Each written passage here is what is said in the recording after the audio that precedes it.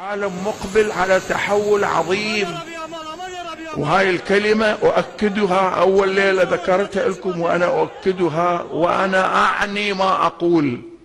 أنا لست من علماء الغيب أو الذين يعلمون الغيب، الغيب لله ولأهل البيت،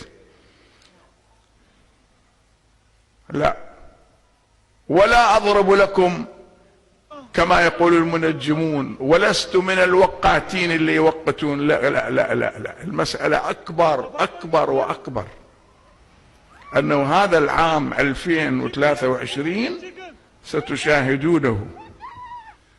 ستشاهدون أحداثا وحوادث عظيمة تقع في هذه السنة ما مرت بالتاريخ كله، تغير العالم كله. هالسنة هاي أنا أعني ما أقول، ما أقول الإمام راح يطلع بهالسنة، اسمعوا كلامي جيدا، إنما أنا أحذر المؤمنين والمؤمنات أن يسترسلوا بالإهمال والتساهل في لا لا لا أبدا. أنت عليك مسؤولية كبرى. الوقت مو وقت والله راحة وأريد أنام ولا تذكرني، لا، مستحيل.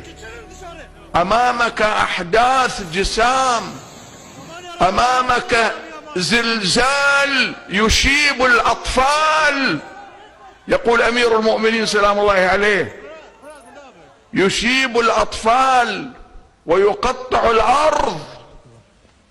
وبنهج البلاغة يذكر الإمام سلام الله عليه، يقول لهم: أحذركم من يوم يكثر فيه الزلزال وتفحص فيه الأعمال وتشيب فيه الأطفال. شايف طفل عمره 5 سنين يطلع شيب براسه؟ الإمام يقول هذا الشيء راح تشوف، شاهدوا. مو مسألة والله أنا خليني مسترسل مرتاح ما أفكر، ما ممكن أحبتي.